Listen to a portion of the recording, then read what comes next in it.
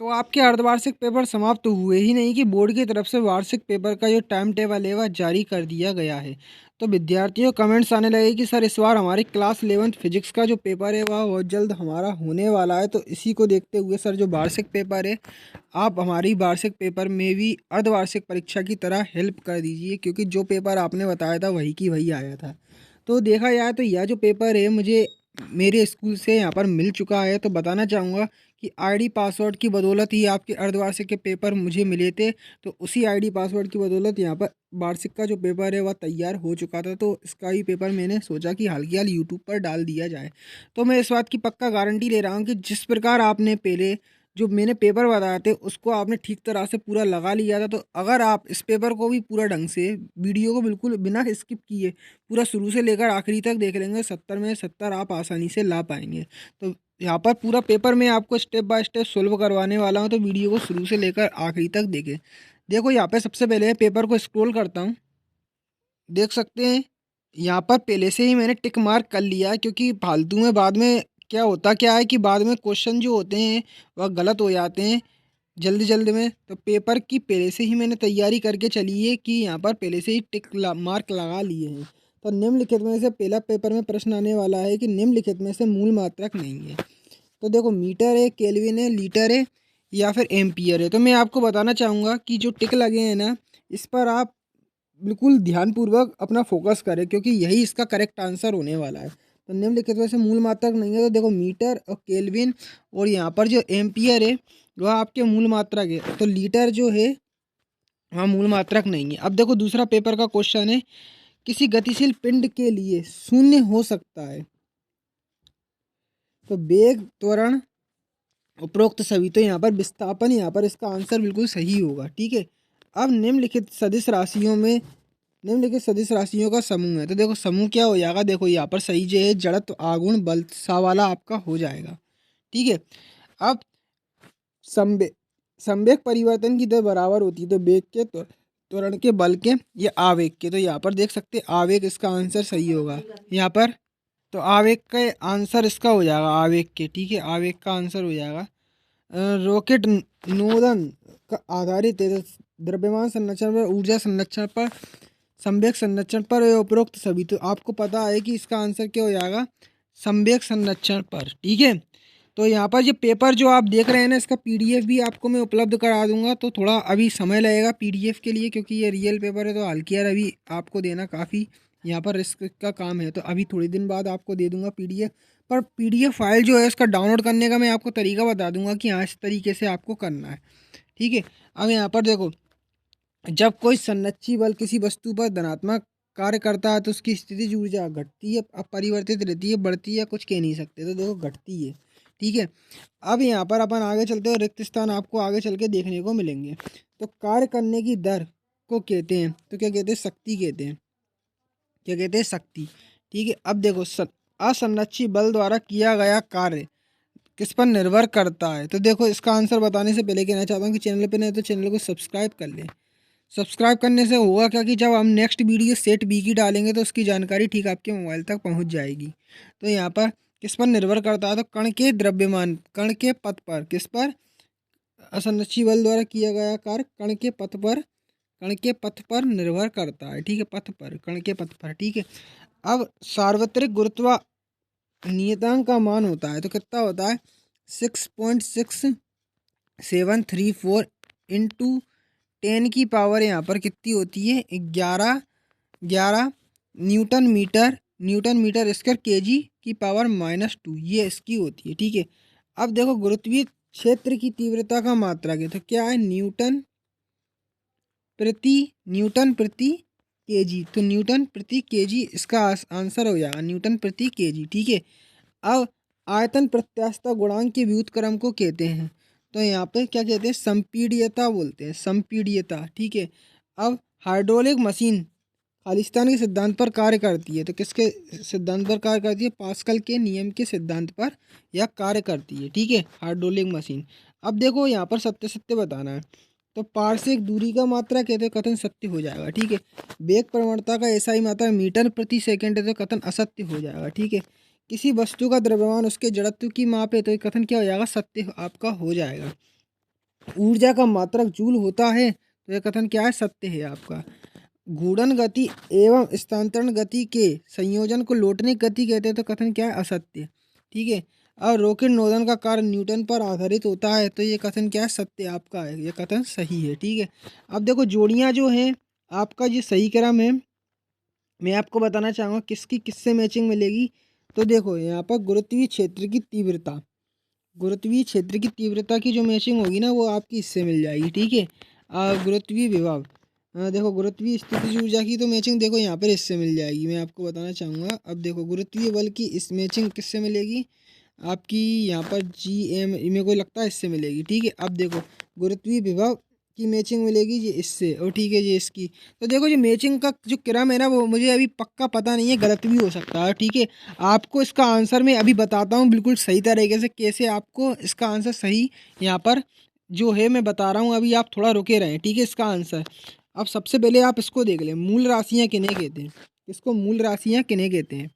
तो देखो मूल राशियाँ वे भौतिक राशियाँ जो स्वतंत्र होती है तथा अन्य किसी राशि पर निर्भर नहीं होती है, मूल राशियाँ कहलाती हैं। ठीक है। अब देखो अगला प्रश्न है, संवेग का एसआई मात्रक तथा विमीय सूत्र आपको लिखना है। ठीक है। तो देखो संवेग का एसआई मात्रक क्या है, यहाँ पर एसआई मात्रक के जी एम एस की पावर -1। ठीक है। के जी एम एस की पावर -1। तो देखो ये देखो संवेग के संदर्भ में न्यूटन का गति का द्वितीय नियम बताता है कि ये तो आपको पता ही है।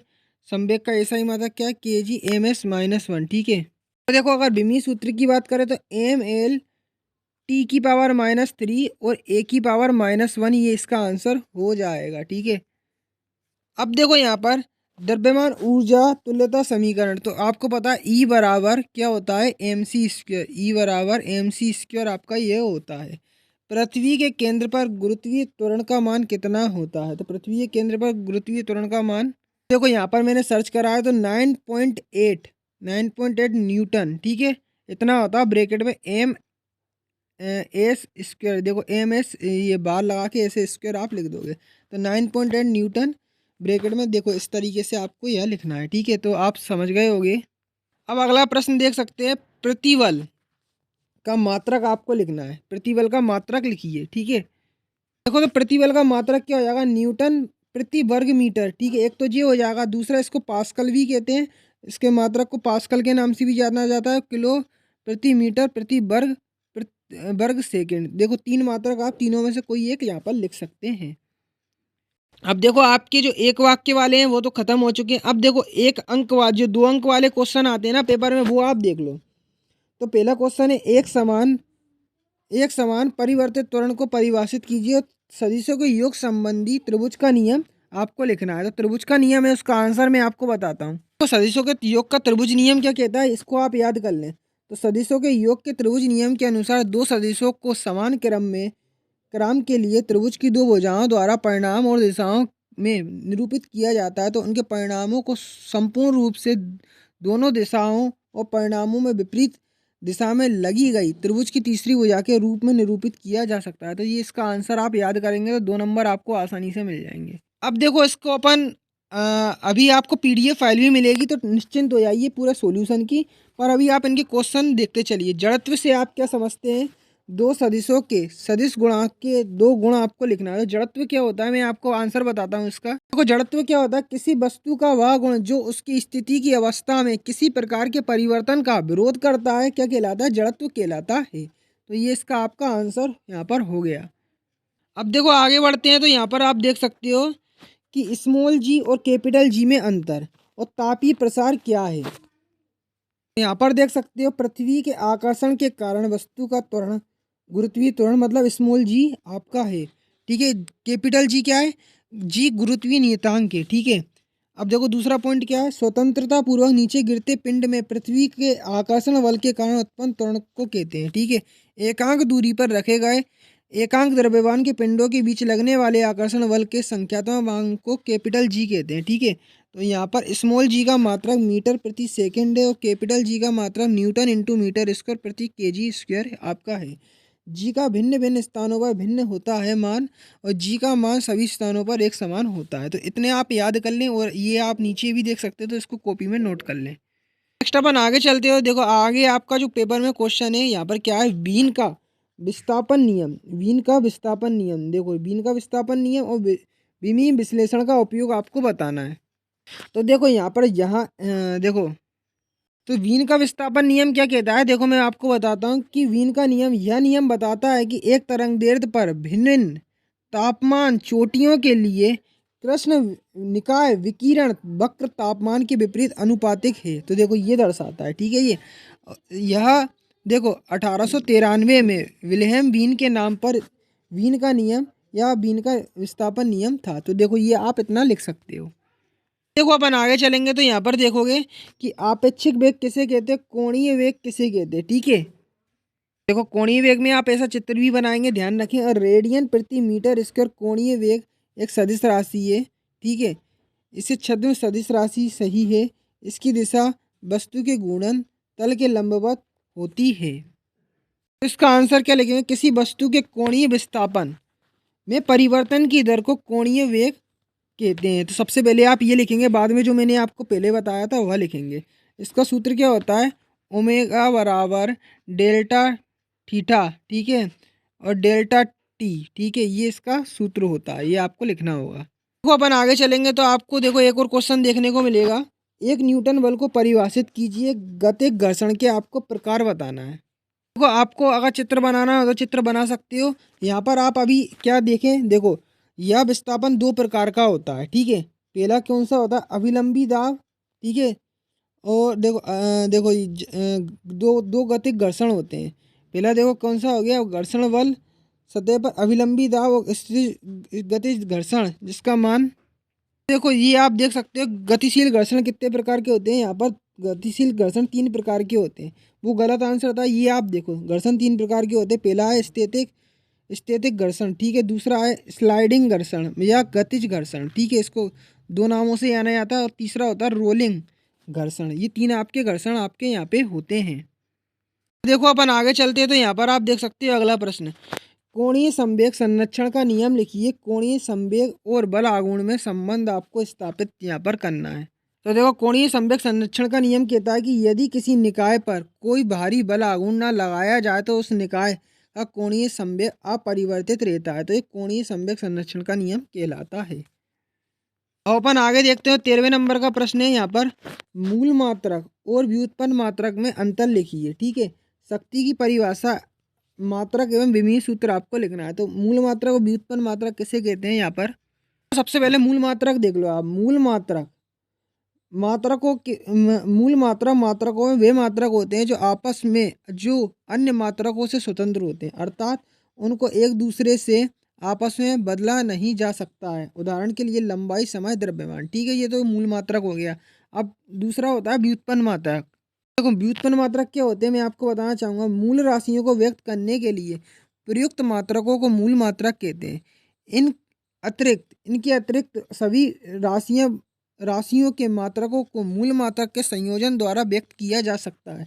इस प्रकार प्राप्त किए गए व्युत्पन्न राशियों के मात्रक को व्युत्पन्न मात्रक आपका कहते हैं। देखो अपन आगे चलेंगे तो यहाँ पर आपको देखना को मिलेगा 14वें नंबर का प्रश्न, प्रत्यास्थ व सुघट्य पदार्थों में दो अंतर, पास्कल का नियम आपको लिखना है। तो देखो पास्कल का नियम क्या कहता है, पास्कल के सिद्धांत को परिभाषित किया गया है। आराम से एक संलग्न तरल पदार्थ में किसी भी बिंदु पर दबाव में परिवर्तन द्रव में सभी बिंदुओं तक पहुँच के बाहर है। वैकल्पिक परिभाषा, संलग्न तरल के किसी भी भाग पर लागू दबाव तरल के माध्यम से सभी दिशाओं में समान रूप से प्रसारित किया जाएगा। तो ये पास्कल का जो नियम है वह ये आपका यह हो गया है। अब देखो अपन आगे चलते हैं तो देखो यहाँ पर अगला प्रश्न है, श्यानता गुणांक को परिभाषित कीजिए, ठीक है। बर्नौली का सिद्धांत लिखिए, वह स्पष्ट करना है आपको। श्यानता गुणांक क्या है, वह गुण जो एक दूसरे द्रव में डिग्री या कोटि में अंतर रखता है, हर एक तरल का अंतर्निहित गुणधर्म है, ठीक है।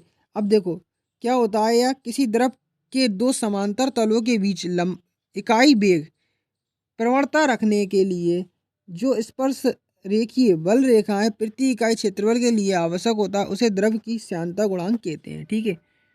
अब देखो आप आगे चल के आपको यहाँ पर 16वें नंबर का प्रश्न दिखेगा। तो क्या है प्रश्न कि वायुयान के सिद्धांत पर एवं किस प्रकार कार्य करता है स्पष्ट कीजिए। अब केसीय उन्नयन किसे कहते हैं आपको बताना है। तो केसीय उन्नयन में आपको इतना सब लिखना पड़ेगा। मैं आपको बता रहा हूँ, केसीय वृद्धि उस घटना को संदर्भित करती है, केसीय उन्नयन भी लिख सकते हो वृद्धि की जगह, संदर्भित करती है जहाँ गुरुत्वाकर्षण बल के खिलाफ एक तरल और एक संकीर्ण ट्यूब केशिका में उगलता है। यह तरल और केसीय का की दीवारों के बीच आसंजक और ससंजक बलों के संयोजन के कारण होता है। तो ये आप इतना लिखेंगे। फिर आप लिखेंगे, देखो, जब एक केशिका ट्यूब को एक तरल में रखा जाता है तो जैसे कि पानी तरल अणुओं केशिका की दीवारों के बीच चिपकने वाला तरल को ट्यूब पर चढ़ने के कारण बनता है। इसके अतिरिक्त तरल अणुओं के बीच संसंजक बल स्वयं ऊपर की ओर गति को बनाए रखने की मदद करते हैं। ठीक है, इतना लिखने के बाद यहाँ पर आप इसका फॉर्मूला देखो लिखेंगे। केसीय वृद्धि को गणितीय रूप में निम्नलिखित समीकरण द्वारा वर्णित किया जाता है। समीकरण लिखना जरूरी है। देखो, एच बराबर, यहाँ पर आप देख सकते हो ये लिखा हुआ है टू, यहाँ पर इंटू, ये बीच में इंटू लगा हुआ है। ठीक है, गामा, ठीक है, फिर इंटू कोस थीटा, ठीक है, अपॉन यहाँ पर देख सकते हैं ये आपका साइन है, फिर क्रॉस यहाँ पर जी और फिर क्रॉस आर। तो देख सकते हैं ये आप इस तरह से इसका सूत्र आप लिखेंगे। नेक्स्ट आपका अगला प्रश्न है संरक्षी और असंरक्षी बलों में अंतर। ठीक है, फिर इसके नीचे आपका देखो अगला प्रश्न है, एक समान त्वरित गति एक्स टी ग्राफ खींचकर गति समीकरण लिखना है। अब देखो, प्रक्षेप गति किसे कहते हैं? पृथ्वी के सतह से क्षैतिज कोण फेंकेगा, ये देख सकते हो। ये आप वृत्तीय गति किसे कहते हैं, ये क्वेश्चन आपका है। इसका भी आपको आंसर बताऊंगा, आप रुके रहिए। क्षैतिज परास से क्या तात्पर्य है? समतापी और ऊर्ध्वश्र प्रक्रम में अंतर, रेखीय प्रसार गुणांक और आयतन प्रत्यास्थ गुणांक का संबंध। ठीक है, ऊष्मागतिकी के प्रथम नियम की व्याख्या आपको करना है। ठीक है, तो ये जो पूरा आपने पेपर अभी देखा है आपका पूरा, इसका सॉल्यूशन अभी मैं आपको बहुत जल्द उपलब्ध कराने वाला हूँ। तो अभी तैयार नहीं हुआ है, बहुत जल्द आपका तैयार हो जाएगा। तो अगर आप इसका पीडीएफ फाइल डाउनलोड करना चाहें तो यहाँ पर ऐसे कर सकते हैं। आपको लिखना है class 11th physics, class 11th physics, ठीक है, paper class 11th physics paper Himalaya sir लिख देना है, HIMALAY हिमालय, ठीक सर, यहाँ पर लिख के सर्च कर देना है। तो class 11th physics paper Himalaya sir लिख के सर्च करते हो ना, तो यहाँ पर आपको दिख जाएगा। देखो, MP board class 11th physics question paper 22 दिखेगा, तो 22 को नज़रअंदाज कर देना है, इसी पर क्लिक कर देना है, क्योंकि यहाँ पर जो 24 वाला पेपर है उसका आपको PDF मिलेगा। तो देखो सर्च यहाँ पर होना शुरू हो चुका है, इसको एक बार अपन लोड होने देते हैं। तो दोबारा से लोडिंग के बाद देखो, पूरी तरह से लोडिंग के बाद यहाँ पर फर्स्ट आपको लिंक मिलेगी ओपन वाली। तो एक लिंक तो इस पर क्लिक करके सॉल्यूशन की PDF फाइल डाउनलोड कर लेंगे। दूसरी लिंक यहाँ पर आपको मिलेगी कि नीचे दी गई लिंक पर क्लिक करके क्लास 11 फिजिक्स का वार्षिक पेपर के PDF फाइल आसानी से डाउनलोड करें। तो देखो, यदि आप यहाँ पर क्लिक करेंगे ओपन वाले ऑप्शन पर, तो यहाँ से भी आपको PDF फाइल इसका मिल जाएगा।